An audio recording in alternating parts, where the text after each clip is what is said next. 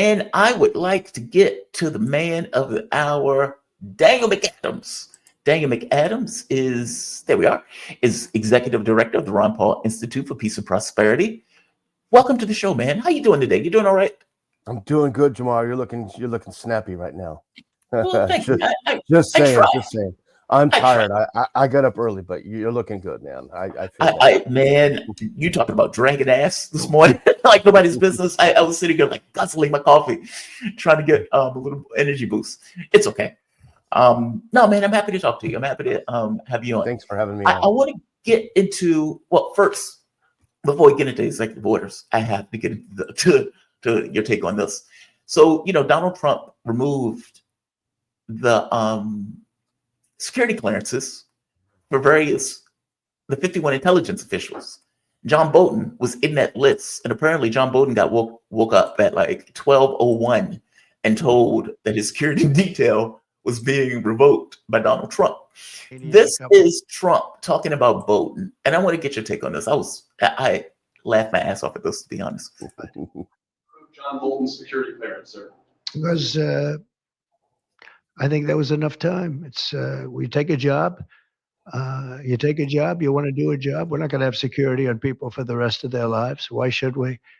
I thought he was a very dumb person, but I used him well because every time people saw me come into a meeting with John Bolton standing behind me, they thought that he'd attack them because he was a warmonger. He's the one that got us involved, along with Cheney and a couple of others, convinced Bush, which was a terrible decision, to blow up the Middle East. We blew up the Middle East and we left. Then we got nothing out of it except a lot of death. We killed a lot of people. And John Bolton was, one of those guys, a stupid guy. But no, you can't have that for life. You shouldn't expect it for life. Right. He's a stupid guy. And he used to walk in with him in a meeting like he was a chained animal or something. And he used to freak people out when John Bolton was there with him. Like John Bolton was like some kind of rabid animal. Give me your take on the security clearances thing. I mean, because there is a question of why do people keep security clearances for so long after they get out of government? Give me your take on this. Well, for one, on John Bolton in general and Trump's comments on John Bolton, but on also removing the security clearances of the 51 intelligence officials that effectively lied about the Hunter Biden laptop. Give me your thoughts. Well, he did hire Bolton. We have to say that. Yes, he did. Hired him. He listened to people. He listened to the wrong people, probably. And he's probably saying that he's dumb now and all that because he's embarrassed probably that he hired someone so bad. Anyone who had been paying attention to John Bolton and all the neocons' careers understand that everything that they ever say, every one of their policy prescriptions turns out wrong. It turns out bad. They promise the world. It turns out to be garbage. And it just goes on over and over again. Has he learned his lesson? I hope so. He has some picks. His current national security advisor is not much better than John Bolton, I have to say, if you listen to what Walt says. The guy is very, very ill-informed. We can get into it later if you want. But so I think he's learned some of his lessons, but not all of it. Now, in terms of the security clearances, I think some people may view it as being vindictive. These are the guys, after all, the 51 who signed this letter saying that the laptop was Russian disinformation. Right. They're also the ones who, throughout his presidency, would invoke their intelligence background to cast aspersions on anything that Trump is doing.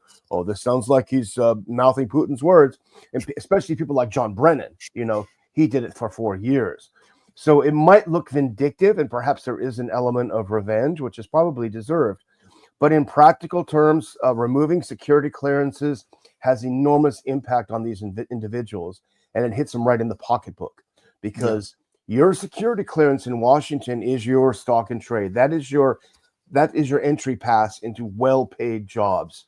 That's why people will do anything to keep their security clearances, because you go over to Raytheon or any of these millions of military-industrial complex companies, and there is a section for people who have clearances, particularly the high ones that they have, and for uncleared people. If you're cleared, man, you got the gravy train. So these guys are on the gravy train. They've been on the gravy train for decades.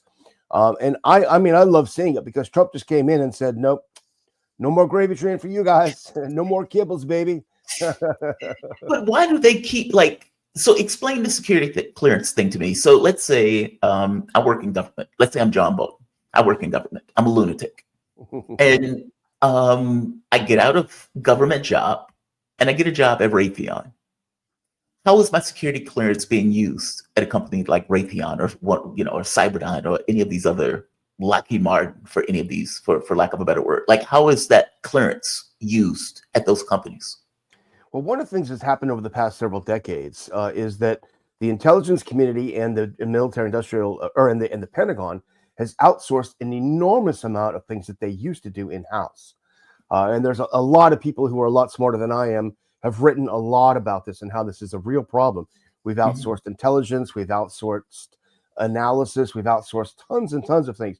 Now, I'm an anarchist, I'm a no government guy, but I think outsourcing to the private sector is much worse. If it's something, for example, like national defense, that should be federal. Agreed. Full stop. So what they've done is they've outsourced it and created enormously well-paid jobs. But the problem is you're doing sensitive things. You're doing classified things.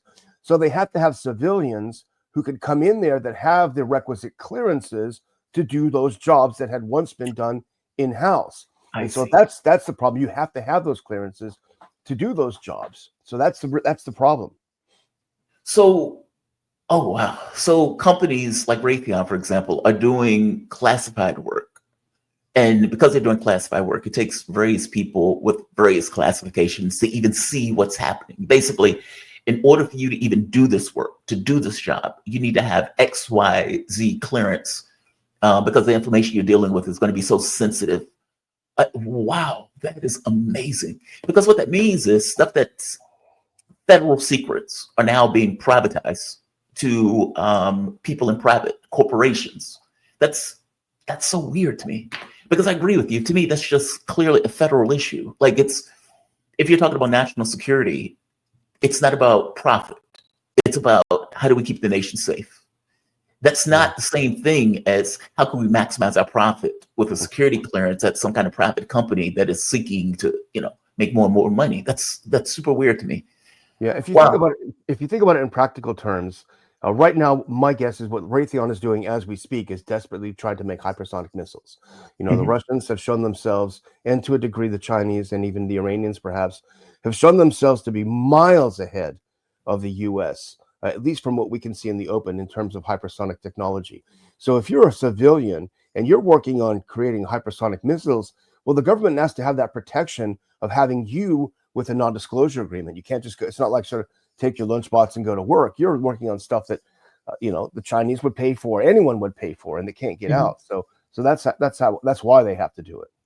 Oh, that's super interesting. Wow. So yeah, they have lost their security clearances, all 51 of them. It is a little bit vindictive, but fair enough. I accept the vindictiveness. I mean, they pulled a massive psyop on the American public, something they clearly knew was not true. That the FBI knew was not true, that these guys came out and was like, yeah, this is 51 intelligence officials believe that this was Russian disinformation. Joe Biden said it on a debate stage in order to combat the fact that Trump pointed out that there was all sorts of corruption in the laptop.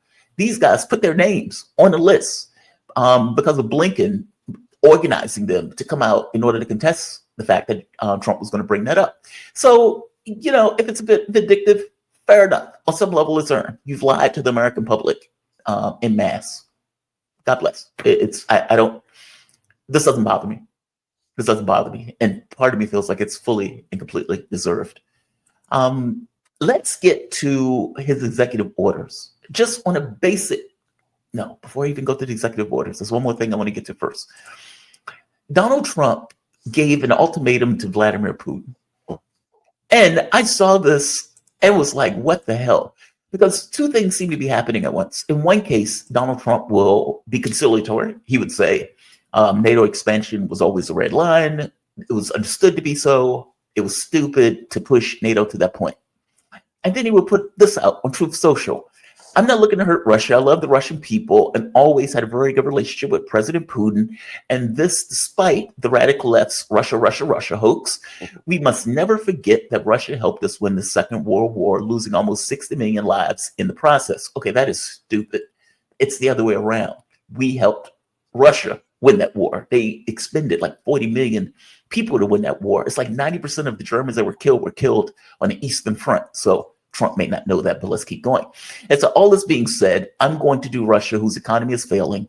It's not, by the way, they leapfrog Germany, but okay, fair enough. Let's keep going. President Putin is a very big favor. Settle now and stop this ridiculous war. It's only going to get worse if we don't make a deal. And soon I have no other choice but to put high levels of taxes, tariffs, and sanctions on anything being sold in Russia to the United States and various other participating countries. Let's get this war, which never should have started. If I was president, over with. We can do it the easy way or we can do it the hard way. And the easy way is always better. It's time to make a deal. No more lives should be lost. This is so ludicrous to me, but I want to get your take on this. What do you think is going on here? Is this a push and pull? Is this, I'm going to be hard and conciliatory and we find some way to come to a deal? What's going on with this? Give me your take.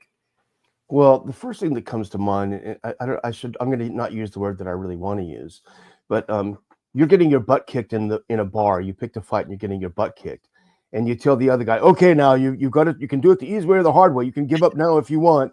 You should give up. You really should. I think it's intended to sound like a tough guy, and to many Americans, maybe it does because they're terribly informed when it comes to Russia. But to people, I think, who follow it closely, it sort of smacks of desperation. It's objectively true. And I think in another statement a couple of days ago, he said that Russia has lost 1 million people. Well, I even have that clip. And it's like, dude, where are you getting that from? Like, where are you getting this information? If that was the case, we wouldn't be. I mean, why are we seeing the press gangs in Ukraine grabbing people off the streets? If it was happening in Russia, we'd be seeing it. Exactly. And it's just not. It's like those elusive North Korean soldiers. Where are they, man? I haven't seen any.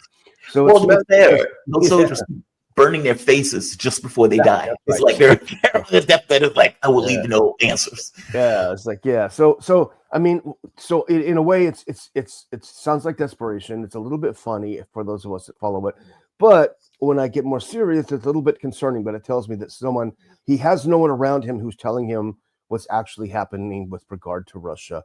The idea that a Russia that has withstood sanctions for not only the past 4 years of Biden, but of course, many years before that, I mean, they've literally sanctioned everything that moves. He says, I'm going to sanction anything that comes in here from Russia. Well, last time I was in a grocery store or in any store, I haven't seen anything made from Russia. There's no Russian cars going around. There's no, so there's really nothing left to sanction. I really worry that he's not getting good information, and I think Waltz is absolutely clueless when it comes to Russia. And I really hope that a layer beneath Waltz, and I don't remember, I don't know who the guys are, gals are, but I hope there is someone there somewhere who knows what's going on that can get the president's ear, because this is dangerous. It's bad, it's embarrassing, but it's also dangerous. Yeah, I think he's terribly misinformed, which is wild to me because, like I said, he would come out and say NATO expansion was a problem. NATO expansion was always a red line. NATO expansion shouldn't have happened. And then I hear that and like, okay, yeah, that's good. That's right. He said it sounds like he's setting a context on which to negotiate and talk. And so I'm like, okay, great. And then he comes up with this nonsense. It's like, okay, what the hell is what is this tough guy thing that he's now trying to pull? It's like, go make a deal. Like you said, call it Joe Biden's fault, make the deal, get this over with. I want to go to his executive orders. For better or for worse, I will give credit to Trump on this. He came in with a plan. He had a clear idea on some level on what he wanted to do. And it's almost like he looked at Joe Biden's presidency as a kind of an interruption to his own. So the first thing was like, all right, I'm going to get rid of all of the executive orders that Joe Biden passed, and I'm going to pass the ones that I want to pass on all of these various issues. So there were plenty on immigration. He promised mass deportations, had to necessarily detail how he would implement those deportations. He declares a national emergency at the Mexico border. There's another one, Remain in Mexico policy. He reinstated the Remain in Mexico policy, which ended a program of releasing asylum seekers into the U.S. Birthright citizenship, basically an executive order on that. From your take, I mean, just looking at these executive orders, did any stand out to you? either as egregious or either as good? Well, the first thing, I think it's pretty remarkable. These guys must have been busy little beavers these past few days, because there are some very well-written executive orders in there, and I've not read them all. There's a lot of them. My favorite ones are the ones that are rescinding previous executive orders. Just like my favorite thing Congress could do would be to unpass a bunch of laws, because there's a lot of bad ones on there. But a president, I think it was Milton Friedman wrote about this. A president has about 50 days to really get things done before inertia sets in.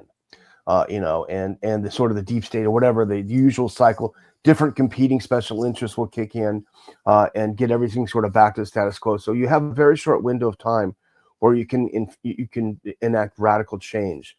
And so I think that he understood this. And even the ones I don't agree with necessarily, I'm impressed by how rapidly he passed a lot of these things.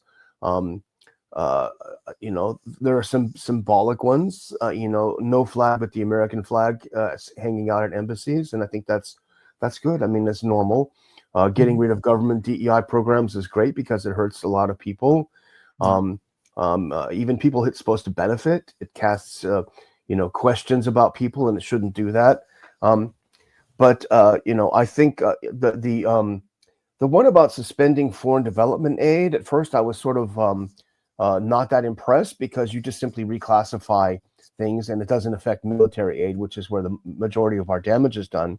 Right. And I don't have the quote in front of me, and it wasn't myself who discovered it, but someone else discovered the language in this executive order is actually quite fascinating in that first point. And I wish I had it in front of me, but I don't.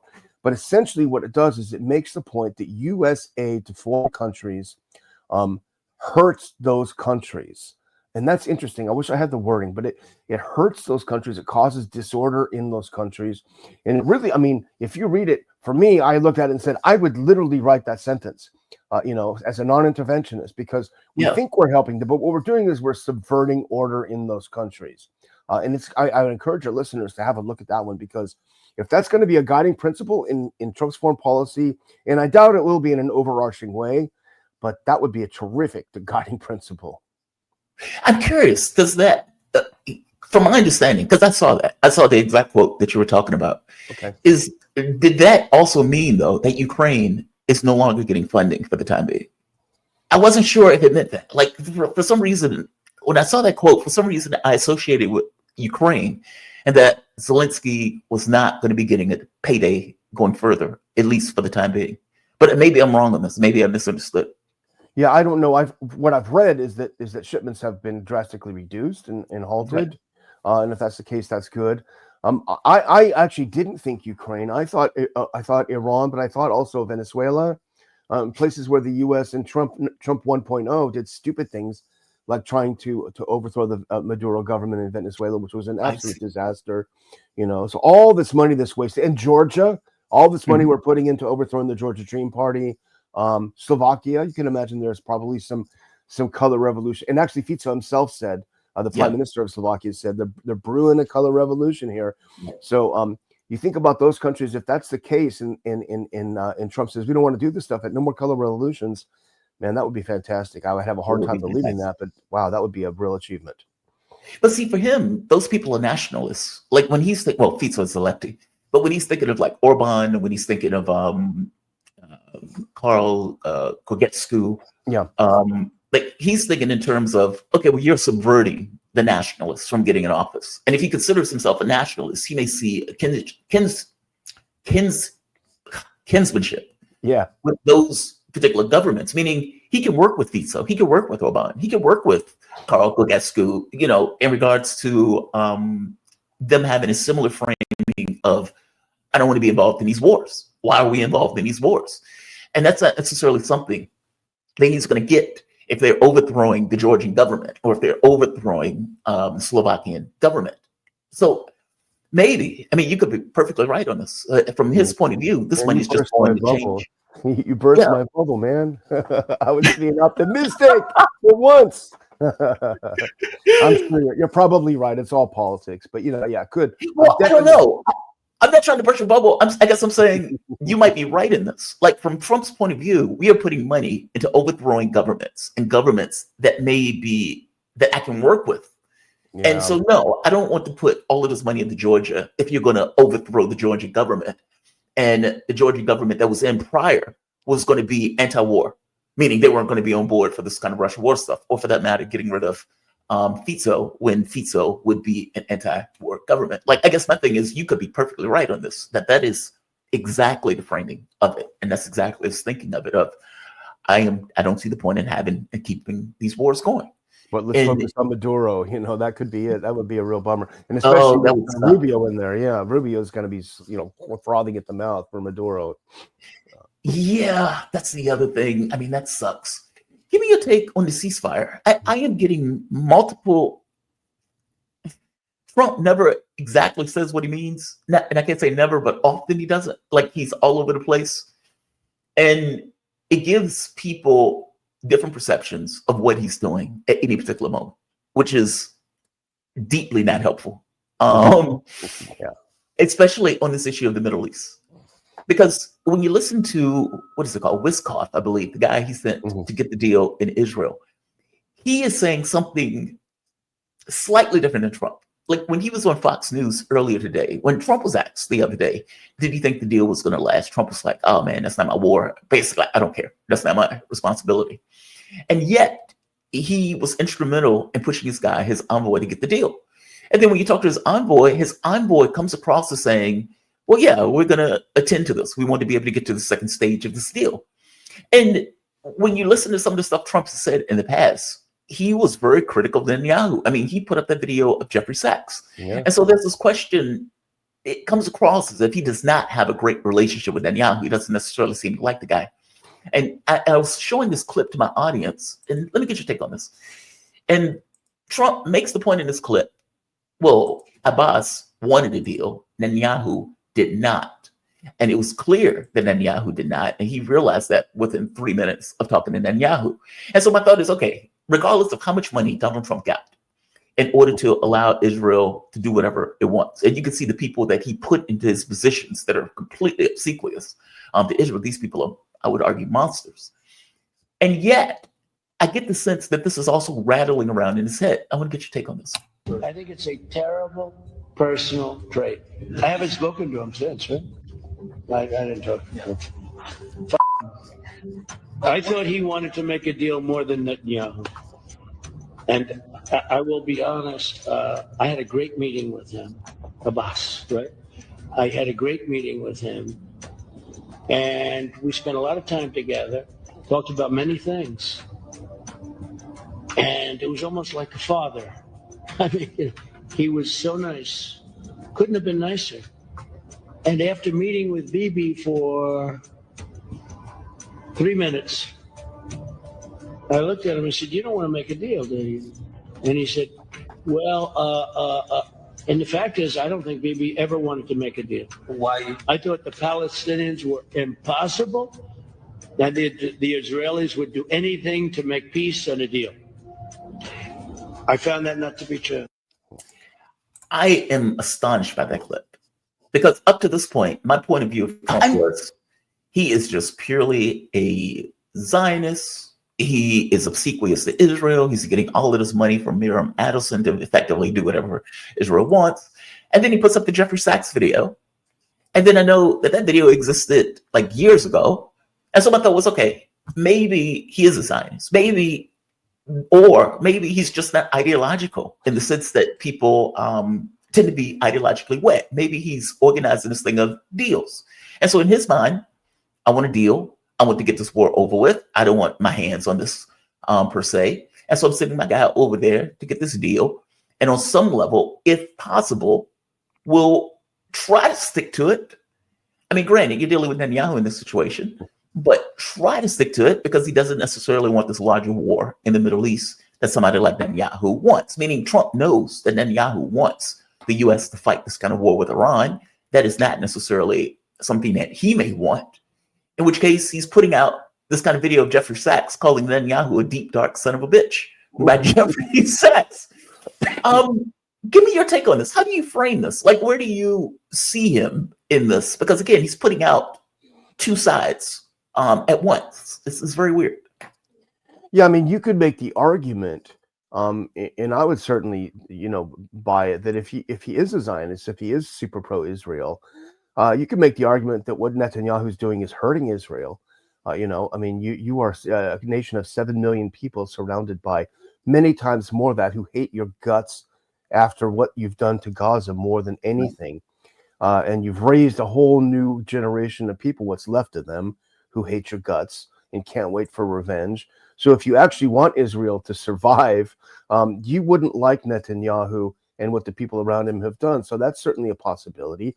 The other is that, he put a lot of effort in Trump 1.0 into the Abrahamic Accords. I think he wants a deal between Israel and Saudi Arabia. And certainly Netanyahu, and Netanyahu is a moderate here, let's be honest, but people Yes, he way to the right of Netanyahu, this is the last thing they want. They want to basically kill everyone who's in their way. They want to take over every country that's their neighbor.